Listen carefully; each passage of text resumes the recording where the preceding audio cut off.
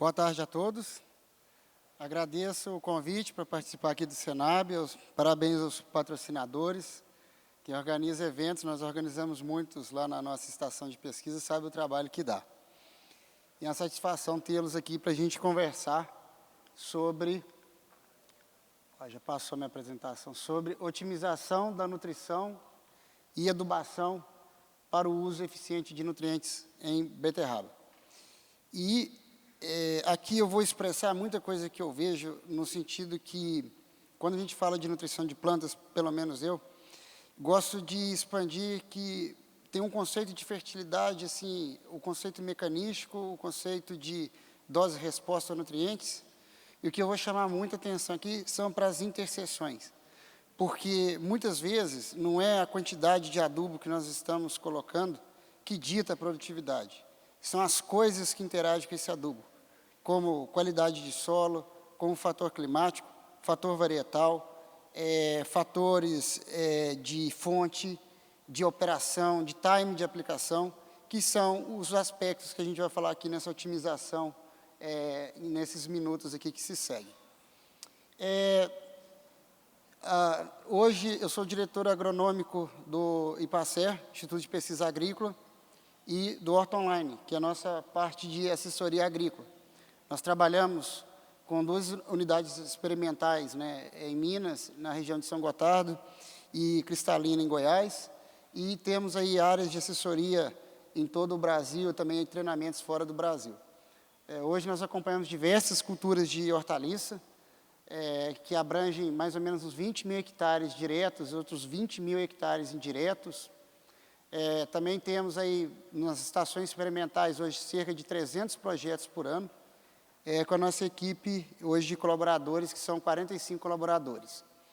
E também temos o canal no Horta Online, então para quem quer adubar a beterraba direito agora, inscreva no Horta Online e deixe o like no vídeo. Tem vídeo lá sobre beterraba. E os nossos clientes hoje, né, só os clientes diretos, fora os indiretos, faturam acima de 2 bilhões de reais por ano. Um ponto muito importante que a gente, quando vai diagnosticar fertilidade, uma coisa importante, o produtor técnico, olhar a amostra de solo com 100 ppm de fósforo, 200 ppm de potássio, não quer dizer muita coisa. Se você não fizer um diagnóstico mais amplo da capacidade do solo, de fato, de ceder nutrientes para a planta e da própria planta de absorver aqueles nutrientes. E a gente é muito importante suscitar, criar modelos internos nas unidades de produção, para a gente fazer uma hierarquia de qualidade dos solos. Eu gosto aí do esquema das cores, né? A gente pensa assim, 0 a 33, eu estaria com o solo com algum problema naquele extrato, 33, 66%. Ele está levemente depauperado e ele estaria excelente, quanto mais próximo de 100. E normalmente, ao longo dos anos de cultivos, a gente tem esse cenário muito forte. As áreas de expansão de hortaliça no Brasil, todas elas são em solos de baixa fertilidade, como o professor Danilo bem abordou. Nossos solos, essencialmente, são pobres. E, com isso, o produtor sempre se acostumou muito a essa questão de investimento alto em fertilizante, porque se viu ganhar mais produtividade com isso ao longo do tempo.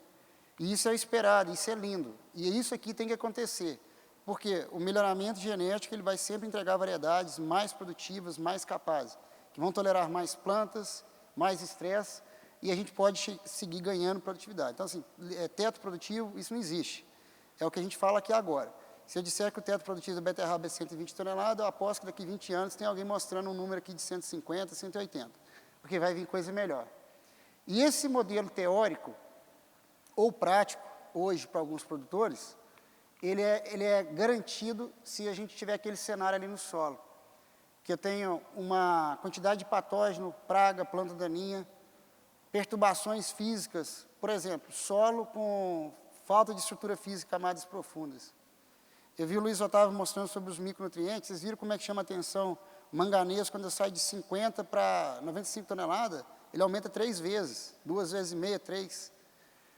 E, de fato, é o seguinte, se você não tem um solo estruturado para a raiz crescer abundante, não adianta você despejar ali um monte de fontes de manganês, nem tem, muitas vezes, informações técnicas e fontes e como fazer isso de forma eficiente. Qual a forma mais eficiente? Por exemplo, uma estrutura física do solo preservado, um crescimento de raiz abundante, o solo com a matéria orgânica preservada. Por que eu tenho um solo que o produtor tem 50 ppm de fósforo, aduba 300 kg de P2O5, outro aduba 600, e o de 300 às vezes tem resposta melhor.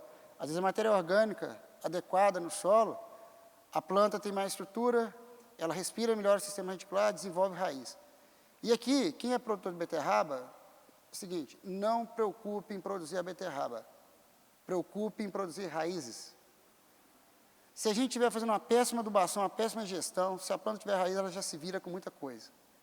Se você tiver a melhor adubação do mundo, a planta não fizer raízes, não vai ter o que ser feito. Então, a gente precisa de olhar muito essa parte de física, matéria orgânica, dos patógenos, porque é eles que vão garantir acesso aos nutrientes. Quando isso aqui está acontecendo, veja que eu coloquei, ó, olha o azulzinho da fertilidade, estava lá no verde. Olha patógeno, praga, doença, planta daninha, estava lá no verde. O que está no verde? Eu tenho os problemas em equilíbrio. E eu tenho a física e a matéria orgânica preservada. Para não ser muito teórico, o que é uma física do solo, a matéria orgânica preservada? O seu solo está parecendo um substrato, está parecendo aquela flor que você cultiva a orquídea, o substrato da orquídea. Se for alguma coisa assim, está bom. Quanto mais longe estiver daquilo, deve estar ruim. E aí eu diria que o seu solo tem um alto grau de saúde. O que a gente tem, gente? Quase todas as áreas que eu conheço de beterraba. Eu conheço um pouco das áreas daqui, de Vargem Grande. Eu sou natural de Carandaí, quem conhecer planta beterraba lá há muitos anos, tem área lá que tem 40, 50 anos que planta beterraba. Eu não conheço nenhuma região do Brasil que se planta beterraba que as terras não estejam cansadas. Terra exaurida, terra batida, terra com problema físico, com tiririca, com fusário, com nematóide, um monte de coisa. E muitas vezes a gente tem uma beterraba que podia produzir 100 toneladas, a gente colhe 40, 50, mesmo gastando muito nutriente, né? E geralmente o grande propulsor disso daqui é falta de rotação de culturas de fato, que propiciem recuperar física e matéria orgânica do solo, criar matéria orgânica no solo, ou pelo menos evitar a perda dela numa escala maior. Então, assim, é muito importante a gente não pegar simplesmente análise de solo, 100 ppm de fósforo, tudo certo. Como que é o conjunto dessa obra? Lá no Horta Online, a gente tem uma playlist, tem uma série de vídeos que eu comento sobre aspecto físico, biológico, químico, e tem pelo menos uns 8 vídeos dentro dessa temática, por enquanto, dentro do canal. Outra coisa importante para a gente otimizar nutrientes. Quando a gente pensa, então, que não é para preocupar com a beterraba, e sim crescer raízes, raízes não gostam de perturbações.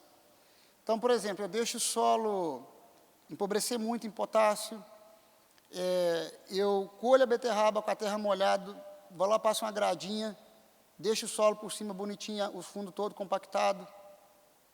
Colhi a área lá com a beterraba cheia de meloidógeno, mas não deu problema, porque você cortou a raiz, a parte entumecida foi embora, você largou o nematóide lá. Você está causando perturbações ao solo, que depois você não vai conseguir resolver aquilo num ciclo de beterraba. Você precisa de longo prazo para resolver isso. Quanto mais estável eu mantiver o solo, melhor vai ser para o crescimento de raízes. Dentro desse contexto, você melhorar a qualidade de solo, a gente precisa ter um foco absurdo, fanático, em cima de preparo de solo ali, pós-colheita.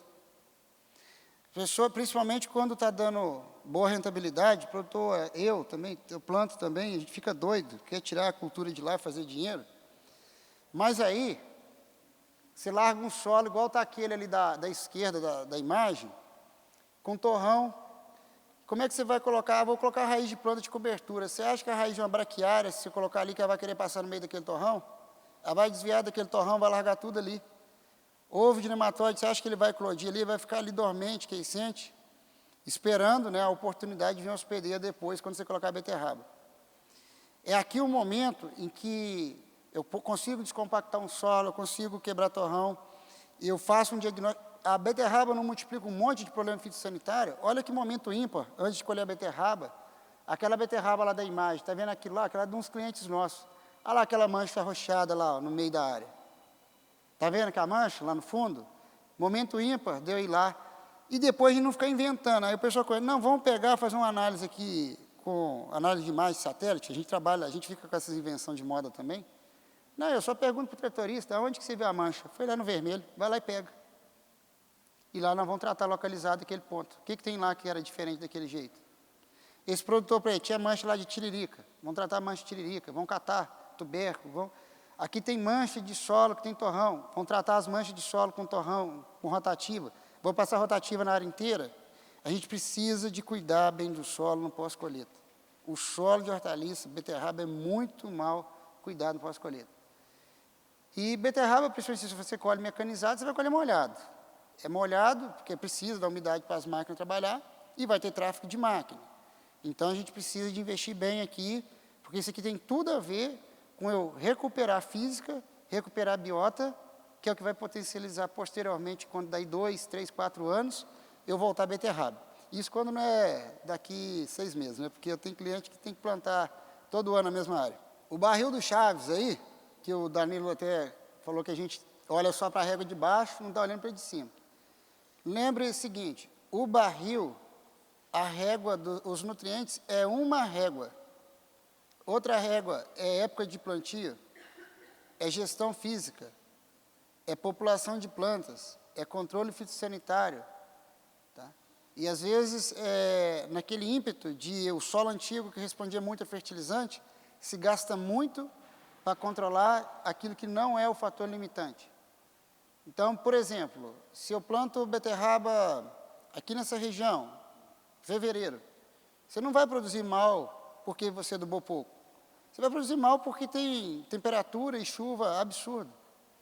E como que você ameniza os efeitos de um encharcamento de solo? Física de solo, escoamento, sentido de plantio, população de planta, escolha de híbrido, não é nutrientes. E muitas vezes o excesso de nutrientes, quando a planta tem potencial produtivo baixo, condicionado por outros fatores que estão naquele barril, é pior.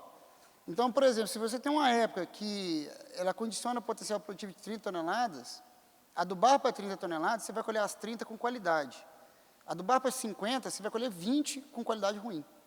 Porque o nutriente vai tirar a qualidade quando você tem outros fatores que estão ali rodando. Então, importante, fatores nutricionais. É claro que, eu cheguei no solo, tem 20 ppm de potássio. Tá bom? Claro que não está. Então, ali tem um fator nutricional limitante.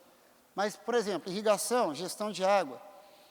Se eu tenho irrigações muito frequentes, com lâminas baixas, talvez eu possa ter um solo que está muito encharcado em cima, a raiz não respira legal, ainda vira um ambiente extremamente favorável ao patógeno, e o fundo lá do solo seco.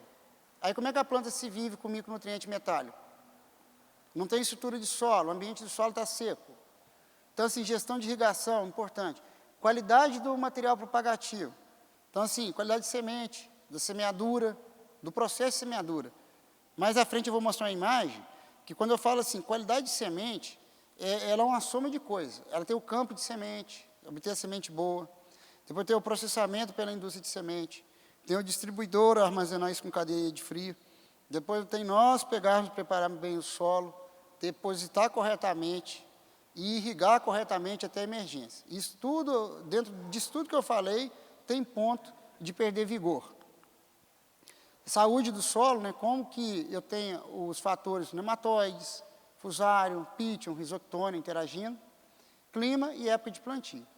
Então, assim, a meu ver, quando a gente vai olhar nutrição, tem que olhar isso aqui tudo ao mesmo tempo. Porque nutrição tem um aspecto biológico, fazer dar mais quilo por hectare, mas a gente tem que pensar no negócio, empresário. Se você está colocando ali o recurso, tem que ter retorno. Então, não posso gastar onde não tem chance de ter alta rentabilidade. Dentre esses fatores que podem interagir, a gente mostra aqui, por exemplo, aqui uma produtividade de beterraba comanense em função da população de plantas. Esse aqui é um dos experimentos que foram feitos lá na estação experimental. E aqui eles mediram, por exemplo, produtividade nobre. Nobre são as beterrabas, tiro muito miúdo, tiro só o filé mignon, vamos dizer assim. E aí, variou aqui populações de plantas, e depois eu tenho ali, por exemplo, 3 datas de colheita, 89, 95 ou 102 dias. Então, por exemplo, eu devo ou não devo aumentar a população de plantas? Se eu tenho uma população de plantas mais alta, quais nutrientes que eu devo aumentar? Via de regra, isso aqui é uma coisa assim, pessoal, estabelece a adubação da beterraba, mas às vezes nunca fala qual que é a população de planta. Tem produtor que estabelece beterraba com 350 mil plantas, tem produtor de 600 mil plantas. Então, por exemplo, nutrientes que são muito móveis no solo, o nitrogênio vai ser um exemplo claro. Tendência que quando você tem mais plantas, tem que ter mais nitrogênio. Agora, se você está num ambiente que já é favorável para patógeno e tem alguma doença que seja favorecida, será que é uma boa estratégia aumentar a população e ter que aumentar o nitrogênio quando o fator ambiental condiciona a doença? Aqui mostrando curva de absorção de nitrogênio para duas variedades de beterraba, Bresco e Bet 128.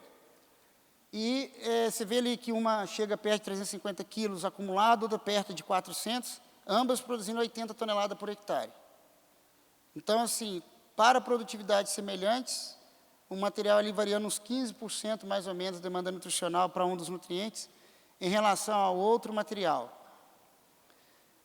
Aqui, por exemplo, para a beterraba Bresco, né, aí você vê o seguinte, ó, com base na curva de absorção das raízes, se ela produzir perto de 66 toneladas, nós chegamos a ter ali nas raízes, linha laranja, 200 kg por hectare de N na hora que você colhe, isso que vai embora.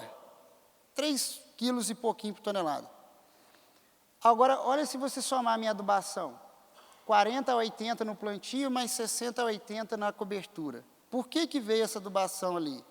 Porque por curva de resposta também de nutrientes no campo, aparentemente, para aquele cenário de produtividade, a gente não precisa de aplicar muito mais, é uma faixa entre 100 e 160 kg de N. Mas veja bem, se você está aplicando 100 a 160 kg de N e a cultura está exportando 200, haverá um déficit no solo de 60 até 100 kg de N. Ou seja, se eu tiro a beterraba esse ano, colhi beleza, colhi minhas 60, 70 toneladas, não fiz nada no solo, ano que vem vou botar beterraba, a caixa do solo vai ter diminuído, não vai? Você vai colher de novo? Aí você fala assim para mim, não, mas então por que você não coloca 200 logo, já que a cultura vai exportar 200? Está aqui, ó. Isso aqui é um trabalho de quando eu ainda era estudante, acho que era da graduação ainda, tem um pouquinho de tempo, mas ele ainda é atual porque a ideia ainda é atual. Só os produtores de beterraba bem raiz para saber o que é a variedade, né? Mas nesse estudo, a gente trabalhou ali dose de N, e aqui eu tenho, ó, quanto que cresceu de folha, quanto que cresceu de raiz. Você pode ver que folha foi crescendo indefinidamente, olha lá, foi quase que até na maior dose, foi crescendo a produção de folha. Raiz cresceu só até 180, 190 quilos de N. Então, assim, a beterraba precisa de muito nitrogênio no solo. Tem que estar com o solo enriquecido para isso.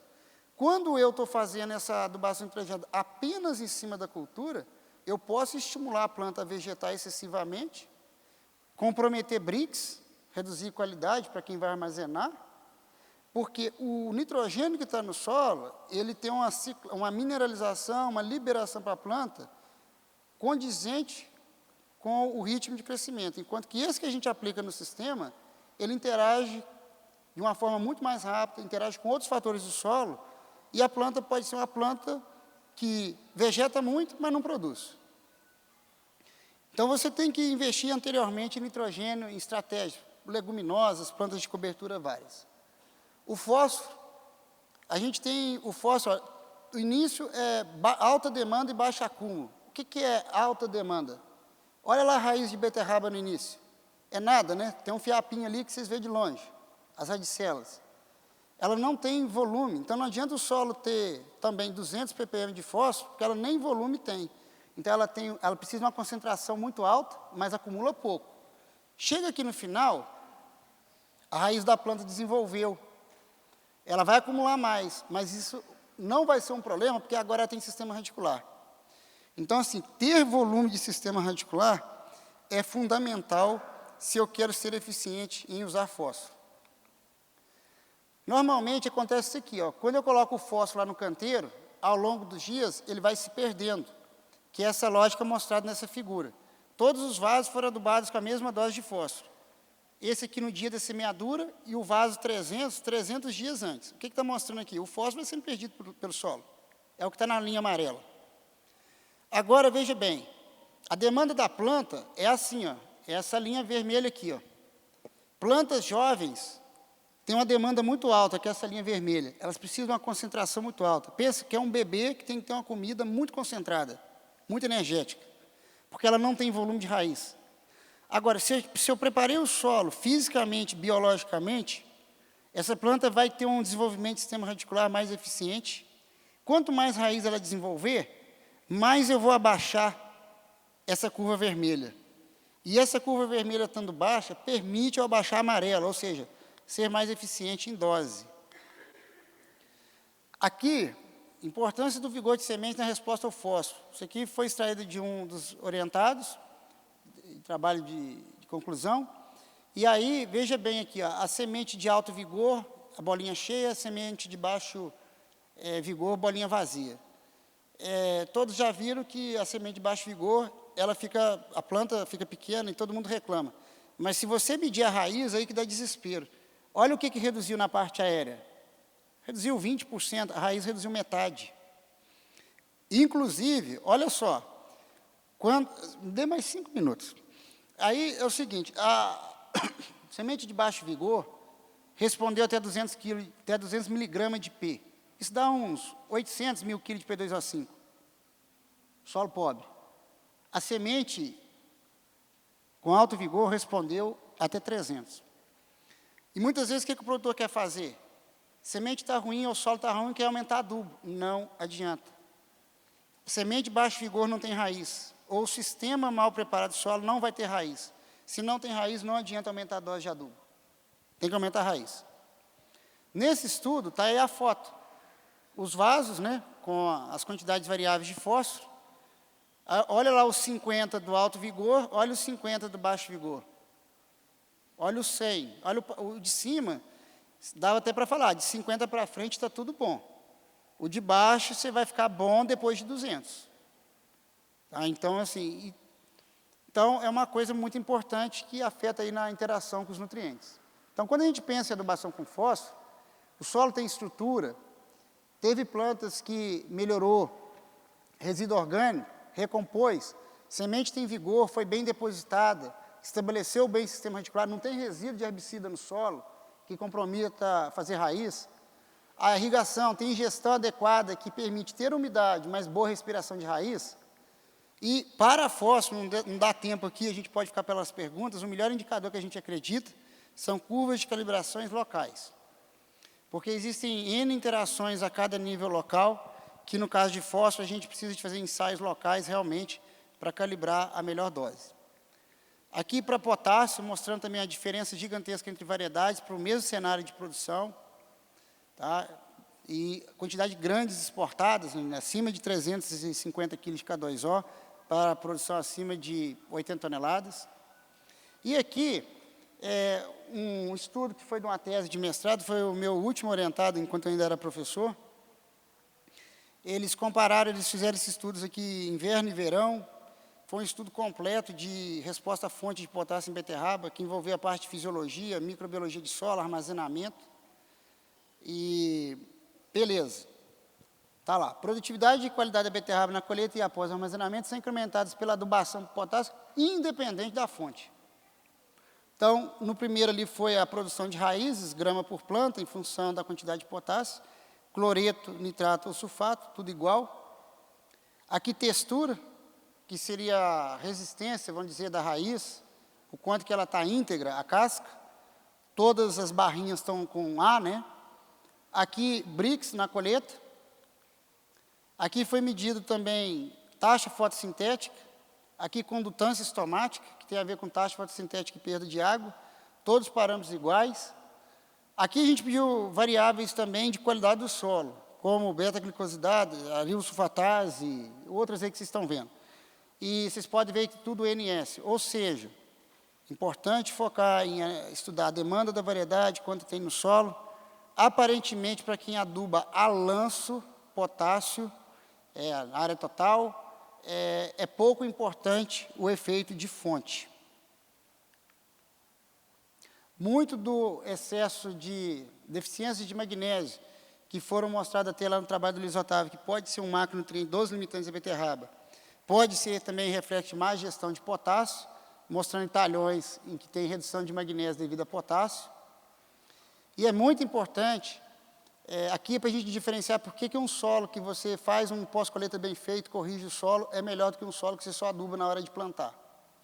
Aqui um solo que está corrigido e que as cargas estão repletas de nutrientes, e aqui um solo que eu estou adubando e fazendo correções. Quando eu faço correção e adubação, eu despejo uma quantidade gigante de nutrientes na solução do solo, e durante um curto espaço de tempo, a quantidade de nutrientes que eu tenho na solução não é aquela que a planta gosta que tenha equilíbrio. Porque se eu despejo aqui essa quantidade grande de nutrientes, essa ida para as cargas do solo demora.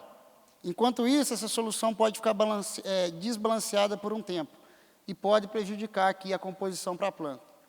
Quando eu tenho um solo que eu faço sempre correções antecipadas, um solo que está sempre com a caixa cheia, esse solo tem uma quantidade ali adequada e os nutrientes vão migrar das cargas do solo para a solução, muito dependentes da forma como a planta vem absorvendo. E a própria planta mantém uma relação mais ideal para ela absorver. Então, no caso do potássio, corrigir sempre o sistema e manter alta fertilidade, evitar altas doses no plantio, adubar condizente com variedade, porque tem diferença entre os materiais que a gente mostrou, utilizar adubos com boa granulometria para bem distribuir. Aqui o zinco, mostrando aí a diferença entre os materiais. Beterraba pode extrair de 300 até 500 gramas de zinco por hectare, o que pode implicar em dose de 4 até mais de 10 quilos do nutriente. O boro tem uma diferença grande também, aqui para beterrabas de 80 toneladas, enquanto essa variedade aqui tem um estimado de 3,6 kg de boro, a segunda quase 7 kg de boro por hectare. Aí alguns sintomas relatados na literatura como deficiência de boro, né? Rachaduras de raiz em beterraba não é só boro, tem patógeno, tem flutuação hídrica, tem outras coisas, mas é relatada a ser com boro também.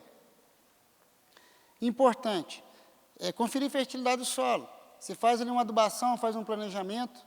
Quando a beterraba está lá no tamanho da bolinha de gude que o Luiz Otávio falou, ela está com seus 35, 40 dias, uma análise de solo em cima do canteiro, dá para você também fazer muito ajuste, porque, como ele bem mostrou, e o Danilo também, depois de 60, 70 dias, ainda tem muito nutriente.